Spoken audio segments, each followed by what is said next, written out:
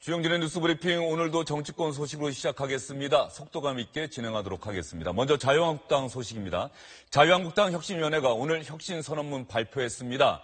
유석춘 혁신위원장이 직접 발표를 했는데 과연 어떤 내용이 담겼을까요?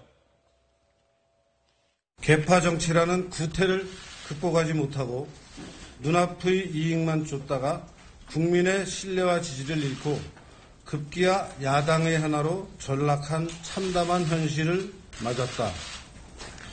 자유한국당의 무사 안일주의와 정치적 타락은 자유민주 진영의 분열을 초래하면서 총선 공천 실패, 대통령 탄핵, 대선 패배라는 쓰라린 결과로 이어졌다.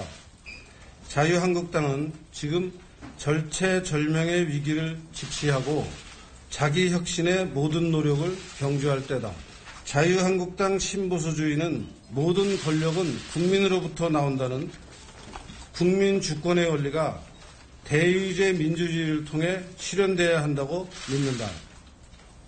대의제 민주주의는 광장 민주주의와 같은 직접 민주주의의 위험을 막고 다수의 폭정에 따른 개인 자유의 침해를 방지하며 시민적 덕성의 함양을 통해 더불어 사는 공화의 가치를 실현하는 제도적 장치다.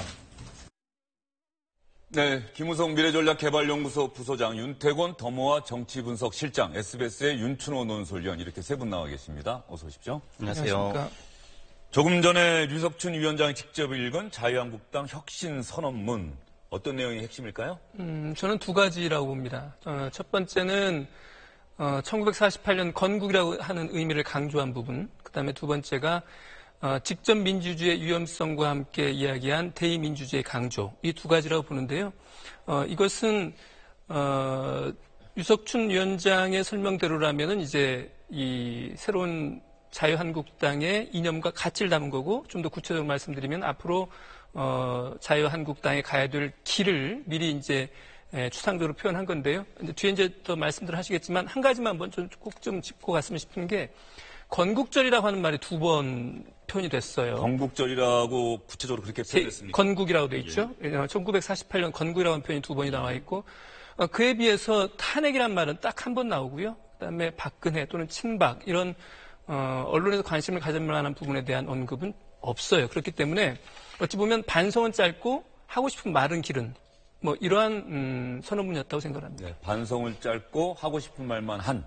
네. 그렇게 윤춘호 기자 정리를 해주셨는데 저는 이 대목 말이죠. 광장 민주주의와 같은 직접 민주주의의 위험을 막고 오히려 자유한국당이 혁신하기 위해서는 광장에서 타오른 촛불의 민심을 오히려 수렴해야 되는 것 아닌가 싶은데 그것을 대단히 위험한 요소로 간주하는 듯한 그 선언문 내용이 담겼어요. 어떻게 보십니까? 민주주의라고 하는 것을 두 가지 측면이 다 있는 거죠. 그런데 그걸 어떻게 조율하느냐가 중요한 건데 지금 같은 경우에는 광장 민주주의라고 하면 수기가 좀 부족하다라고 하는 측면이 있는 거 아니겠습니까? 그래서 너무 이 법치주의가 있어야 하는데 그것이 어떻게 보면 뒤로 밀리고 여론에 의해서 여러 가지 일들이 벌어지기 때문에 그것을 경계하자라고 하는 의미에서 말씀하신 것 같고 그런 면에서는 우리가 다시 한번 지금 상황을 여러 면에서 다시 좀 돌이켜 볼 필요가 있겠다 이런 생각이 듭니다. 예, 윤태곤 시장은 좀 생각이 다를 것 같습니다.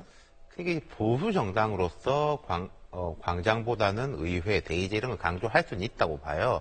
하지만 제가 지금 느껴지는 것은 결국 이게 탄핵에 대한 가치평가가 아닌가 그런 느낌이 들거든요. 지금 혁신위 내에서도 지금까지 유석춘 위원장이 지속적으로 이제 어찌됐든 간에 탄핵에 대해서 부정적인 이제 인식을 많이 드러냈었지 않습니까? 그 부분이 이제 또 혁신위 내에서 그렇게 가서는 안 된다라고 하는 분도 있었겠죠. 이런 밀고 당기기 과정에서 이런 식으로 좀 정리가 된 게 아닌가 싶고, 두 번째로 제가 하나 언급하고 싶은 것은, 저는 이제 동의하는 부분도 있지 않고 동의하는 부분도 있는데, 너무 뭐랄까, 원론적이고 보수 선언문 같아요. 말하자면은, 자유한국당의 혁신의 방향이 조금 구체적으로 어떻게 될 것인가 보다는, 신보수는 어떻게 이렇게 저렇게 해야 된다. 그리고 아까 같은 표현 중에서 보면은 보수가 분열됐다 이런 표현을 쓴 게 아니라 자유민주 진영이 분열됐다. 이런 식으로 썼거든요.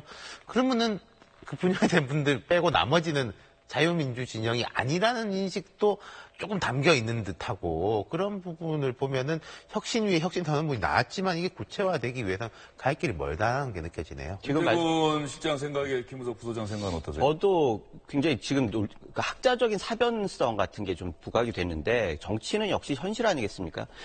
정치는 실사구시 할 수 있는 일과 할 수 없는 일을 구별하면서 시작되는 건데 지금 혁신위원회를 보면은 사실 여러 가지 진단 부분들에 대해서도 그렇고 아쉬움이 굉장히 많아요.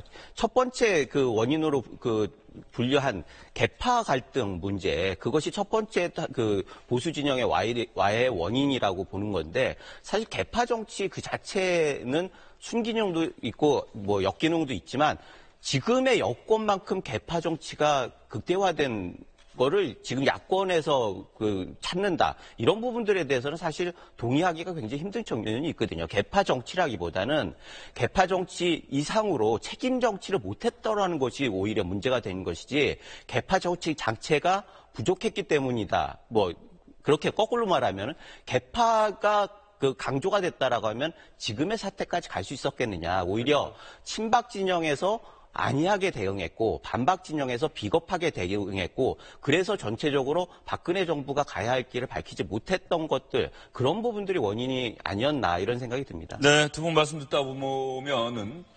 자유한국당이 박근혜 전 대통령 탄핵 문제에 대해서 분명하게 어떻게 스스로 평가하느냐 이 부분은 분명하게 국민 앞에 밝혀야 되지 않겠는가. 그것이 새로운 출발의 시작점이 되지 않을까 이런 생각이 들고요. 또 하나 여기서 박근혜 전 대통령의 당적 보유 문제 사실은 혁신 선언문에 담을 것이냐 말 것이냐를 놓고 혁신위 안에서 상당히 논란이 컸었던 것 같습니다. 한 혁신위원은 이런 주장을 하기도 했었습니다. 저희가 화면을 준비했는데요. 보시면 보수 몰락의 첫 단추는 지난해 총선 때 친박 공천이다. 박근혜 전 대통령의 당적 보유를 국민들이 납득할 수 있겠는가. 최혜범 자유한국당 혁신위원이 이런 주장을 하기도 했고 그래서 혁신위 안에서 논란이 있었는데 이 부분에 대해서 과연 어떻게 정리가 되는지 혁신위 대변인은 이렇게 설명을 했습니다.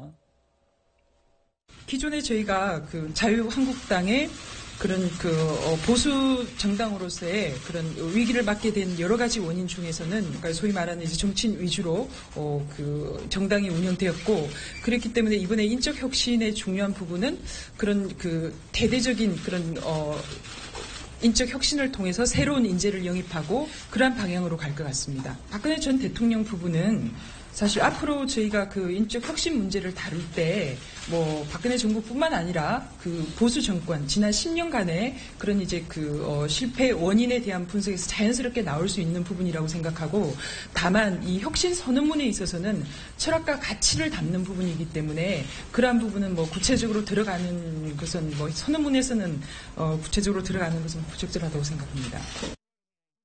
네, 혁신 선언문에 박근혜 전 대통령 당적 보유 같은 구체적인 문제를 집어넣는 것은 적절하지 않다. 그런데 말은 저렇게 하는데 사실 그게 예민해서 민감한 사안이어서 그런 거 아닙니까? 그렇죠. 철학과 가치를 담은 선언문이기 때문에 거기에 구체적인 내용을 담을 필요 없다는 말은 절반만 진실을 말한 거죠. 사실은 박근혜 전 대통령의 거취를 어떻게 할 거냐, 어떻게 처리할 거냐가 지금 자유한국당은 물론이고 유석춘 혁신위원장한테도 가장 큰 숙제 아니겠어요? 그런데 그 부분과 관련해서는 아직 의견의 어떤 합치를 못 본 거죠. 그리고 섣불리 그 문제를 처리했다가는 당장의 사달이 날 거라고 보기 때문에 미뤄둔 거라고 봐야죠. 예. 김우석 부소장이 자유한국당 내부 사정 좀 잘 아실 것 같은데 실제로 박근혜 전 대통령의 당적 보유 문제와 관련해서 내부 분위기는 어떻게 돌아가고 있어요? 일단은 다들 얘기하기가 좀 부담스러운 측면이 있어요. 지금 말씀하셨듯이 섣불르다라고 하는 것도 있고 사실 지난번에 비대위 때도 이것이 논란이 되지 않았습니까? 그런데 결국은 이건 당원 당규로 갈 수밖에 없다. 당원 당규상으로 보면은 첫 번째 유죄 판결이 나오기 전에는 제적을 못하는 거거든요. 그래서 당원권 정지를 하고 있다라고 하는 부분들에 대해서는 일정 정도 공감대가 있는 것 같아요. 그런데 그거를 하기 위해 그거의 근거는 지금 홍준표 대표도 사실 재판을 받고 있는 중이잖아요. 그래서 그런 형평성의 문제도 있는 것 같아요. 그런 면에서는 좀 미뤄두는 것이 현실적인 해결책이 아닌가라는 생각이 들고 사실 지난번에 비대위 때도 박근혜 대통령 또는 친박 그걸 어떻게 할 것인가의 수렁에 빠져서 미래의 비전을 만들어내지 못했단 말이죠. 그런 비판들이 내부적으로 있는 게 사실이에요.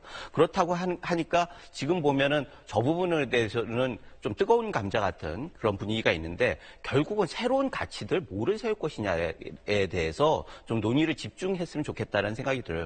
아까도 얘기했듯이 약간 뜬구름 잡는 사변적인 얘기들보다도 조금 현실적인 얘기들, 예를 들자면 뭐 당청 관계 부분, 그것이 결국은 그 여권의 와해 단초가 된 거니까 당청 관계를 어떻게 정립할 것이냐라고 하는 부분들에 대해서 내부적인 논의가 있어야 할 거예요. 그거는 집권당이 됐을 때 준비하는 거고, 만약에 그것이 현실적이 없다고 하면 정치 시스템을 어떻게 바꾸고 거기에서 한국당이 어떤 스탠스를 취할 거고, 내년에 개헌하는 와중에 한국당 어떤 스탠스를 취할 거, 이런 논의들로 좀 생산적이고 미래지향적인 논의들로 좀 모아가는 게 바람직한 거 아니냐, 이런 생각이 듭니다. 예, 뭐 그 부분에 대해서 김우석 부소장이 즉답을 안 하신 것 같은데, 윤태권 실장 보기에 말이죠. 자유한국당 혁신위원회가 정말 박근혜 전 대통령 출당 조치할 수 있을까요?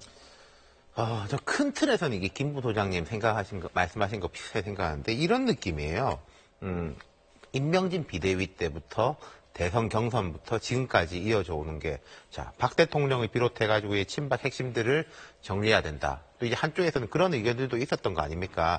탄핵에 앞장섰던 사람들을 정리해야 된다. 근데 탄핵에 앞장섰던 분들은 대체로 이게 바른정당으로 옮겼죠. 근데 복당파가 있는데, 양쪽이 이렇게 갈등을 하다 보니까 그냥 둘 다 정리 안 하고 어설픈 동거를 하는 식으로 쭉 이어져 왔는데, 저는 이번 혁신위원회 이제 혁신 선언문을 봐도 좀 그런 느낌이 들어요. 이걸 계속 피해가는 거 아닌가. 또 아까 말씀하신 것 중에 제가 적극 동의한 게, 자유한국당이 지금 개파 갈등 때문에 이렇게 됐느냐. 오히려 박근혜 정부 시절에 치열한 토론과 논쟁이 당청 사이에 부재했고, 그 토론을 하려고 하면 이렇게 찍어 누르고, 그래서 이렇게 온 게 아닌가가 보통 전문가들이 생각하는 견해거든요. 근데 이걸 개파 갈등 때문에 됐다라는 거는 민감한 문제를 다 피해가지고 결국은 허수아비 때리기. 개파 갈등 때문에 이렇게 됐다라고 하면 뭐 대략 동의들 하죠. 그래, 개파가 문제야, 뭐 친박 비박이 문제야, 이런 식으로 가는 건데, 과연 이런 식으로 이제 우회해가지고 해결할 수 있는 문제가 있을지는 조금 부정적입니다. 이게 현실적으로 출당이 불가능해요. 사실은 당원당규에서 이건 출당시키면 당원당규 위반이거든요. 그걸 소송으로 걸면 패소할 수밖에 없는 거거든요. 어떻게 되어 있는데요? 출당 관련 규정이 어떻게 되어 있습니까? 뭐 1심에서 유죄를 받아야 된다, 이런 전제 아니, 조건이 그렇죠. 있습니까? 1심에서 유죄가 나올 때까지는 정지하는 것이 당원당규상의 규정에 나와 있어요. 그렇기 때문에 그 부분에 대해서 지금 재판 기간이 얼마 남지 않았지 않습니까? 이것을 만약에 출당을 무리하게 한다라고 하면 긁어부스럼이 될 수밖에 없는 거고, 소송을 또 하게 되면은 더 내부 분란이 더 강화되고, 그런 것들이 우려되기 때문에 이번에 좀 밀어놓는 거 아닌가, 이런 생각이 듭니다. 예, 알겠습니다. 자유한국당 혁신위원회 활동을, 혁신 선언문 잠시 여러분께 전해드렸는데 좀 더 시간을 갖고 지켜봐야 될 것 같습니다. 지금 정중동의 상황인 것 같고요. 여름 휴가 중인 홍준표 자유한국당 대표 휴가 중이지만 SNS를 통한 자신의 정치적 견해를 밝히는 일을 계속하고 있습니다. 바른정당을 다분히 겨냥한 듯한 글도 남겼는데요. 본처라고 우겨도 첩은 첩일 뿐이다. 우파 통합 국민이 선거로 심판할 것이다. 윤철호 기자. 네. 왜 이런 글 썼을까요? 어제 이제 조선일보 김대중 전 주필이 홍준표론 해가지고 이제 홍준표 대표에게 주는 뭐 충고 같은 조언을 쭉 이제 칼럼을 썼어요. 저도 봤습니다. 예. 그 칼럼에 대해서 또 조목조목 홍준표 대표가 이제 글을 쓴 거예요. 반박하는. 네, 반박하는 이제 반박 내지는 해명하고 더 앞으로 도와주십사 하는 내용인 것 같아요. 제가 보기엔. 그런데 거기에 보면 이제 이 보수의 통합을 이야기를 하거든요. 그 부분에 대한 이제 자기 의견을 밝히면서 바른정당을 이제 첩에 비유한 거죠. 아무리 첩이 본처라고 우겨봐야, 보수의 본류라고 우겨봐야 자기들은 기생정당일 뿐이다라고 바른정당을 이제 세게 공격을 한 것이고요. 저 말은 또 한 가지는 이제 이 통합을 이야기를 했는데, 통합이라고 하는 것은, 인위적 통합이라고 하는 것은 안 하겠다, 못 한다라는 거고요. 결국은 선거를 통해서 하겠다라는 거기 때문에 이른바 바른정당과의 합당 내지는 연대, 이런 것들에 대해서 부정적인 정치적인 생각을 다시 한번 표명을 한 거죠. 예.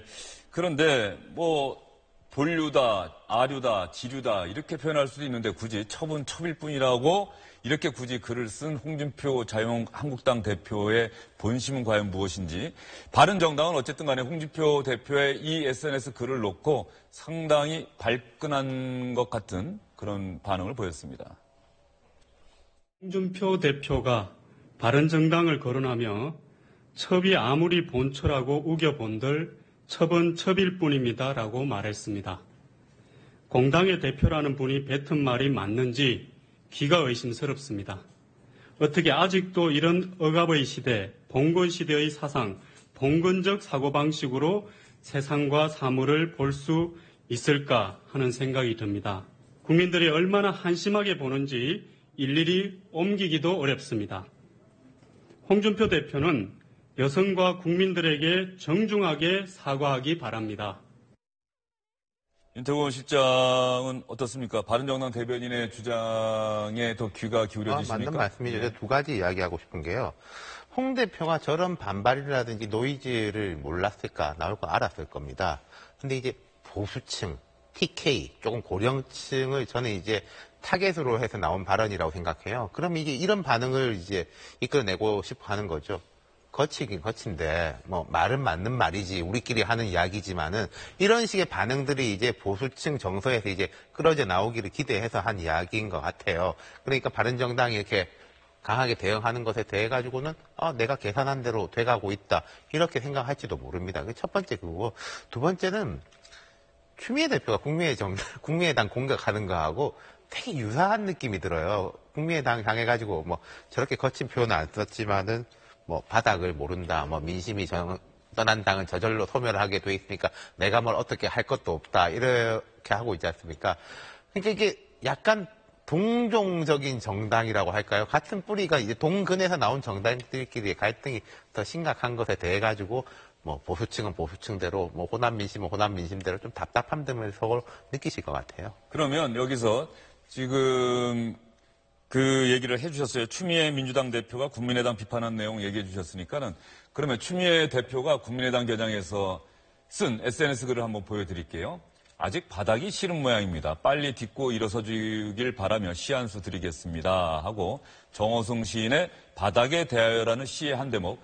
바닥까지 걸어가야만 다시 돌아올 수 있다고 바닥은 그냥 딛고 일어서는 거라고 이렇게 얘기를 했더니 국민의당 박주선 비상대책위원장도 단단히 화가 난 것 같습니다. 돌덩이를 매달고 협치의 강을 건널 수 없다는 말로 추미애 대표의 연일 계속되는 국민의당에 대한 공격을 내가 답변하겠습니다. 추미애 대표의 분별 없는 막말 총기 난사극이 결국 청와대의 대리사과를 가져왔고 대통령이 사실상 여당 대표 탄핵을 했으며 이것이 추미애 패싱을 가져왔다고 생각합니다. 추미애 대표는 청와대 비난하고 자기 당 원내대표 비난하고 야당 비난하면서 자기 권력 게임 벌이느라 레드라인을 지금 넘어서고 있습니다. 이제 여당이 직접 나서서 추미애 리스크를 해결하기 바랍니다. 추미애 리스크 해결하기 바랍니다. 여당 보고 얘기하는데 네. 저 얘기 귀담아 듣는 여당 지도부가 있을까요? 많지는 않을 것 같습니다. 그러나 또 공감하는 분도 혹시 있을 수 있을까요? 있을 수도 있다고 봅니다. 그런데 오늘 추미애 대표가 요즘에 지금 휴가 중 아닙니까? 오늘 또 SNS에 글을 올렸어요. 아, 그렇습니까? 오늘도 올렸습니다. 예, 그 글의 내용이 뭐냐면 정호승 시인의 나무에 대하여라고 하는 시인데요. 그 내용이 뭐냐면 나는 고든 나무보다 굽은 나무가 더 아름답다. 너무 쉬운 길 가려하지 말자.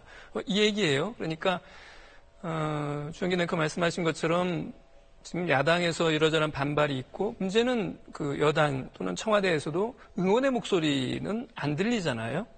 그래서 왜 저러는지 모르겠다라고 하는 이런 정도의 반응인 것 같아요. 여당이나 청와대 쪽에서는. 그렇기 때문에 어찌 보면 추미애 대표로서는 내가 참 외로운 싸움을 하고 있다라는 생각을 할 수도 있어요. 있지만은 추미애 대표가 이 휴가를 마치고 돌아와서 공개된 자리에서 일성으로 무엇을 할지가 저는 참 궁금합니다. 예, 안도현 시인이라고 연탄을 쓴 안도현 시인이 정말로 극찬하고 존경하는 시인이 바로 정호성 시인이거든요.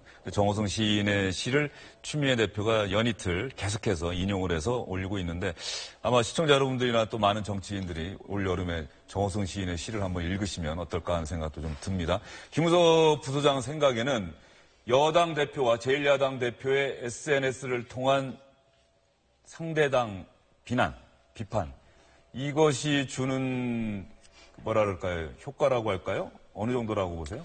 일단은 SNS라고 하는 매체가 매체 자체가 가지고 있는 독특한 성격이 있어요. 사실 이게 확장성보다는 좀 자기 지지층들을 결집하고 충성도를 좀 높이고 그러다 보니까 그런 목적으로 쓰이다 보니까 말 자체가 좀 거칠어지고 자극적이어지고 이런 부분들이 있거든요. 그러니까 SNS를 활용하는 부분들에 대해서는 상당 부분 좀 과한 얘기가 나올 수밖에 없는 거죠. 예. 그걸 잘 활용한 또 측면들이 있는 것 같고 그래서 국민의당에서 얘기하는 게 막말로 해야지 존재감을 드러내는 게 참 여당이나 제1야당의 대표냐라는 식의 논평을 하지 않았습니까?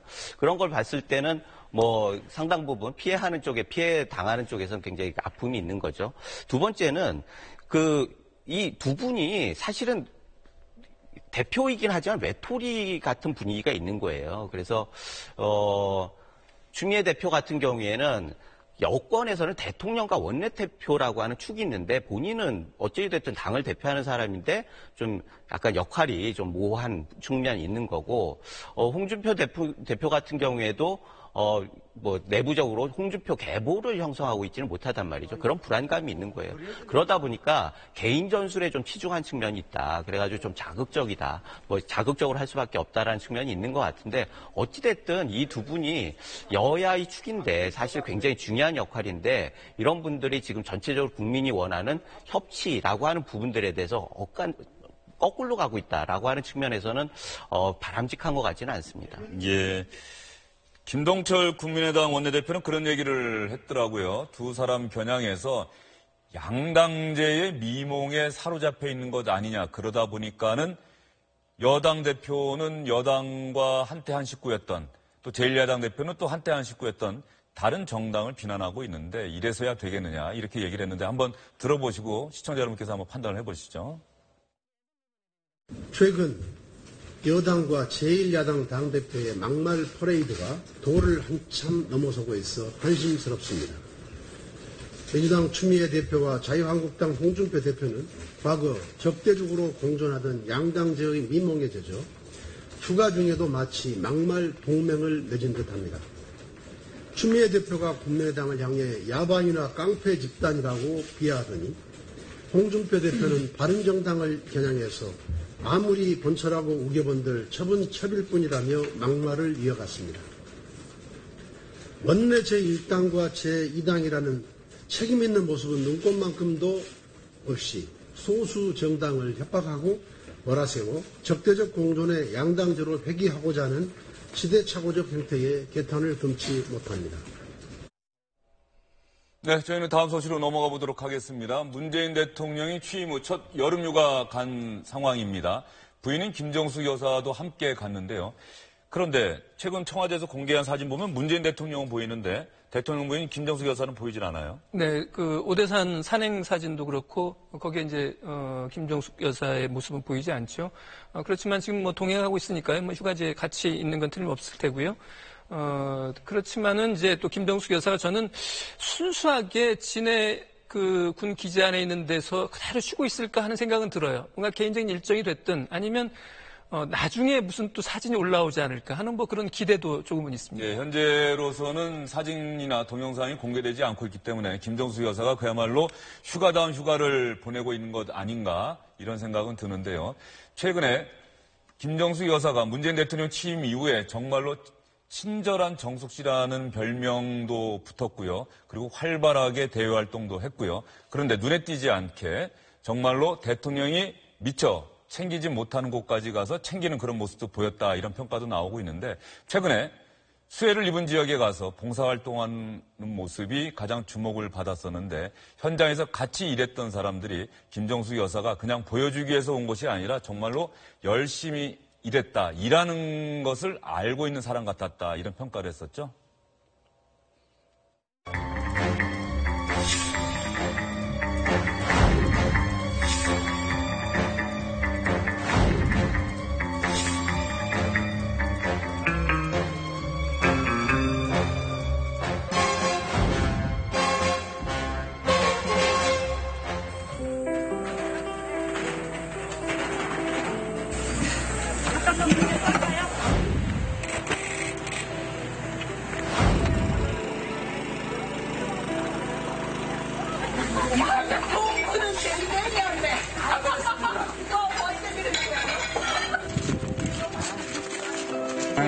고치니까 가득하더라고요.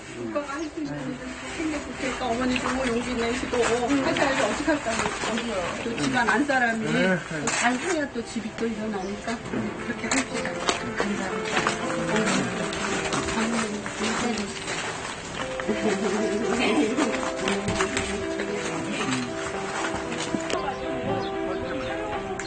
네, 수해 지역 자원봉사 다녀온 뒤에 청와대 수석 보좌관 회의 때 수해 지역에서 떨어진 과일로 만든 화채를 만들어서 제공했고 그것을 대통령과 수석 비서관들, 보좌관들이 먹었던 그 모습도 기억이 납니다. 김정숙 여사 또 하나 기억에 남는 장면이 있습니다. 수해 현장 찾기 일주일 전에 한 초등학교를 방문을 했었습니다. 이 자리에서 어린이들과 이런저런 이야기들을 나눴었는데 이 이야기 속에 김정숙 여사 본인이 생각하는 대통령 부인의 역할에 대한 생각이 담겨 있는 것 같습니다.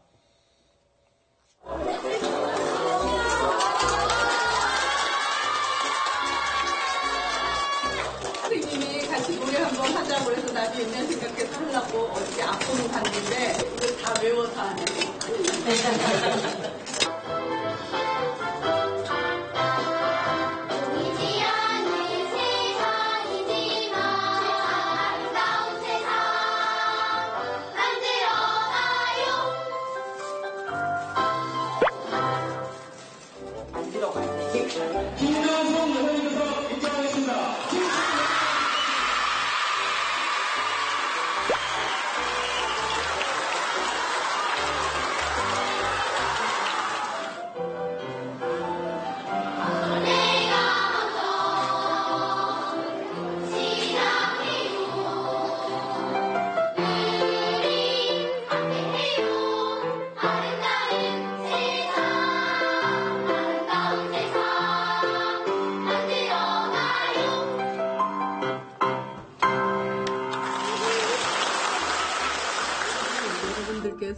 대통령 직업이 무엇인지 그리고 대통령 부인이 무엇을 하는지 너무너무 궁금하다고 그렇게 이야기를 했기 때문이거든요. 듣고 싶어요? 대통령은 국민의 다양한 목소리를 듣고 우리나라가 나아가야지 되는 방향을 정하는 사람입니다. 이거 어려운 얘기죠? 친구랑 싸울 때 어떻게 하면 잘 싸울까, 어떻게 하면은 딱지를 따올까 뭐 이러는 걸 만드는 게 정책이라고 그래요. 지루하죠? 좀 지루한 것 같아. 자, 그러면은 제 얘기만 하나 하고 얼른 내려갈게요. 영부인, 대통령 부인은 뭐냐 하면 대통령이 큰 일을 하는데 그러다 보면은 손이 부족하죠. 그래서 저는 우리 국내에 계신 어려운 분들, 어려운 이야기, 들은 이야기, 여러분들이 나한테 한 이야기, 이런 거를 대통령님한테 이야기하는 게 대통령 부인, 영부인으로서 제가 하는 일입니다. 이제 알겠습니까?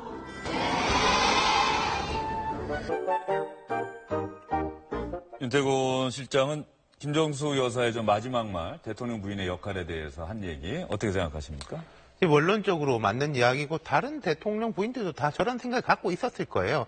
근데 하지만 이제 평가가 이제 다 엇갈리지 않습니까? 근데 김정숙 여사는 뭐 5년 동안 지켜봐야 되겠지만은 지금 저런 분은 없었던 것 같아요. 이게 뭐 좋다 나쁘다를 떠나가지고 밝고 스스럼 없는 것은 역대 다른 대통령 부인들하고 워낙에 다르기 때문에 지금 높은 평가를 받고 있는 거고, 또 이게 청와대에 대해 가지고 되게 이제 국민들이 무거운 게 있고 이런 거에 대해 가지고 좀 분위기 전환을 될 수 있는 이런 데는 대통령한테 큰 힘인 것 같습니다. 네, 김무석 부도장 생각은 어떻습니까? 대통령은 나라를 다스리고 대통령을 다스리는 건 영부인이에요. 예, 그런 얘기 있죠. 예. 그래서 지금 뭐 역할 분담을 굉장히 잘하고 계세요. 그런데 역할이 커질수록 굉장히 책임도 커진다라고 하는 부분들, 그리고 사람들이 가만 놔두질 않지 않습니까? 그래서 약한 고리로서 작용할 수도 있다. 그게 전 정권들의 실패한 그 레퍼런스가 되는 거니까 잘 관리해서 끝날 때까지 웃으면서 나오셨으면 좋겠습니다. 예, 김정숙 여사가 해외 순방 독일 방문했을 때 말이죠. 윤희상 선생의 묘소를 방문한 것도 따지고 보면 지금 얘기한 역할 분담의 하나 아니겠습니까? 앞으로도 그렇죠. 그런 상황이, 그런 일이 계속 있겠죠. 그러겠죠. 예, 이제 역할 분담 측면이 있을 테고요. 또 한 가지는 저렇게 카메라 앞에 보이는 활동도 굉장히 중요하지만 사실은 카메라가 비치지 않는 곳, 그런 데도 많이 찾아갔으면 좋겠습니다. 네. 얼마 안 있으면 문재인 대통령 취임 100일을 맞이하게 됩니다. 이때 김정숙 여사의 청와대 생활 100일과 관련한 영상이나 사진 청와대에서 공개하지 않을까 이런 생각도 듭니다. 세 분 말씀 여기까지 듣겠습니다.